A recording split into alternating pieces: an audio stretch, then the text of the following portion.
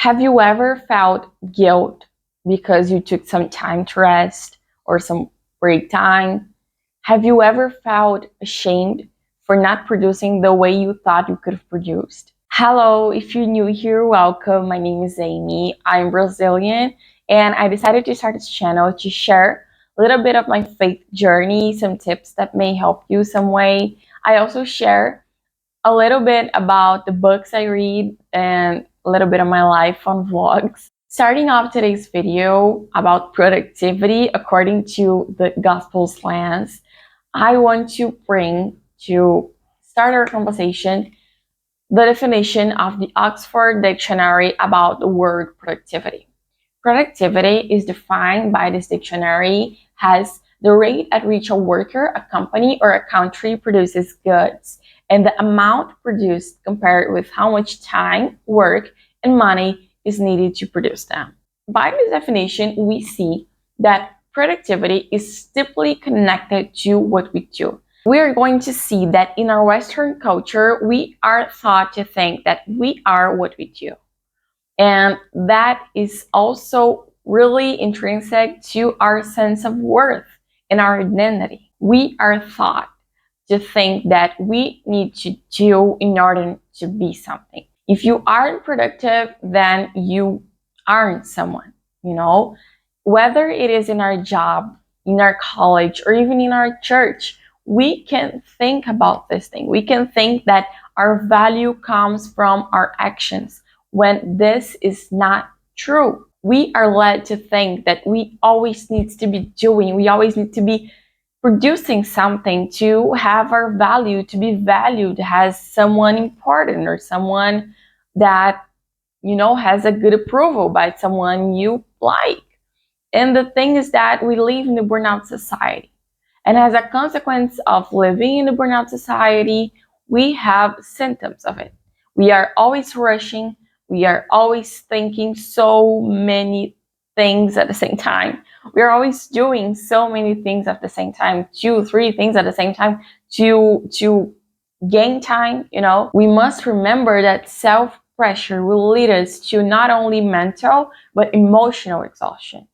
And that is not healthy, When we start to pressuring ourselves to be productive all the time, and to, do this, do that. If we keep living this way, we're going to notice that we are living under a lack of balance in our bodies, souls, and spirit.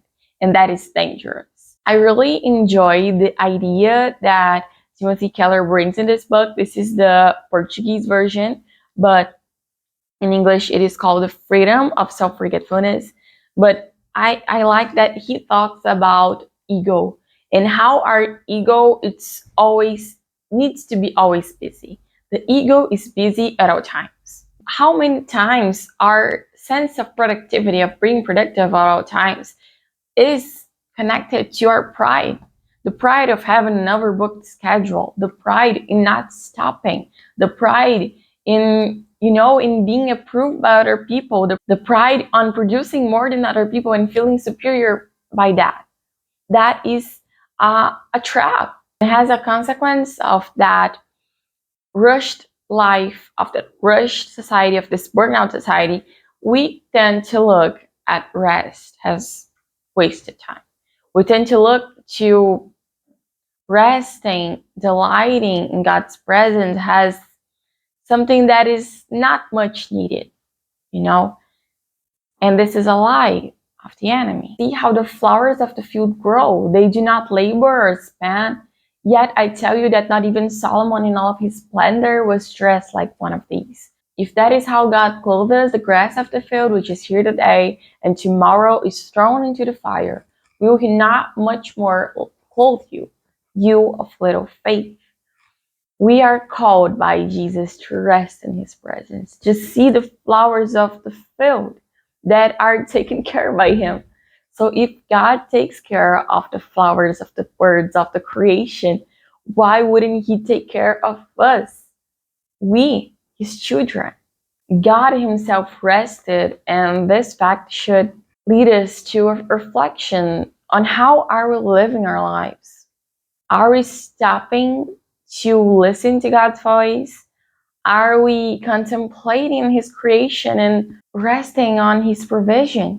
Are we doing that? And the question I make myself is like, how is it possible that we live in the age of productivity, of technology, and yet we are the most distracted generation ever with TikTok, with Instagram, with so many other apps and tools that cause us to be distracted? Maybe the answer is because we do not know our identity. We do not know who we are.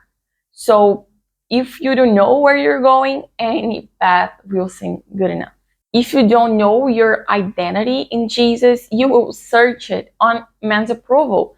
You will search it on money, on success, on fame. You will search it anywhere else. But the truth is that you'll never be able to satisfy your heart. In Philippians 3:13-14, we see Paul saying, "Brothers and sisters, I do not consider myself yet to have taken hold of it, but one thing I do, forgetting what is behind and straining toward what is ahead, I press on toward the goal to win the prize for which God has called me heavenward in Christ Jesus."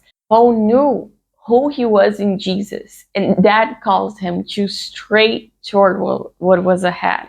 That calls him to run towards what God had for him in that future.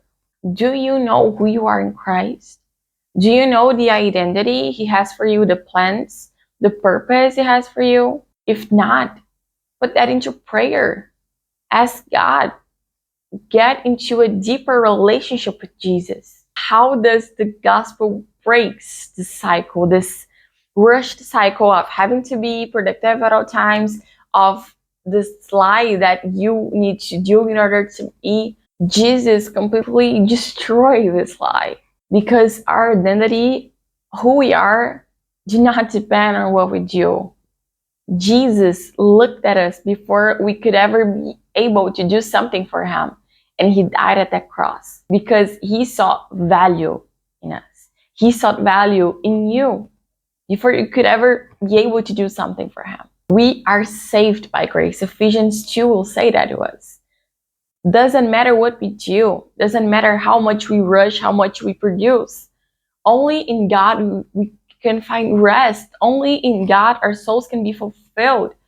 Only by God's grace we can truly be saved. There's absolutely nothing we can do that can make us earn God's love. Psalm 139 says, "You have searched me, Lord, and you know me. You know when I sit and when I rise. You perceive my thoughts from afar. You discern my going out and my lying down. You are familiar with all my ways. Before a word is on my tongue, you, Lord, know it completely. You hand me in behind and before, and you lay your hand upon me."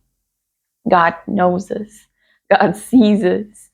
God is sovereign, and He reigns over all creation. We do not need to be rushing. We do not need to be worrying about our future, about what will come next, because Jesus is our shepherd. He first finds us. He first sees value in us, loves us, and attracts us. And when we accept this invitation from Him, then we are transformed. In Jesus, we are first someone. We are His daughters. We are His sons.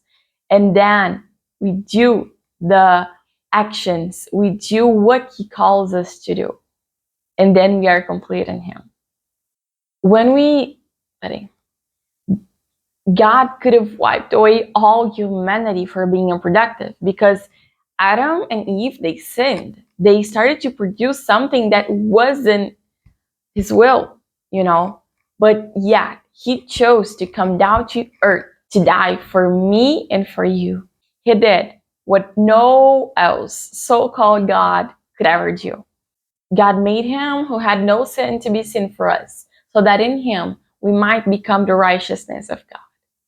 I hope this video may have blessed you some way, and if it did, please comment here down below or give it a thumbs up so I may know that you were blessed by this. Thank you so much for watching, and I see you on the next video.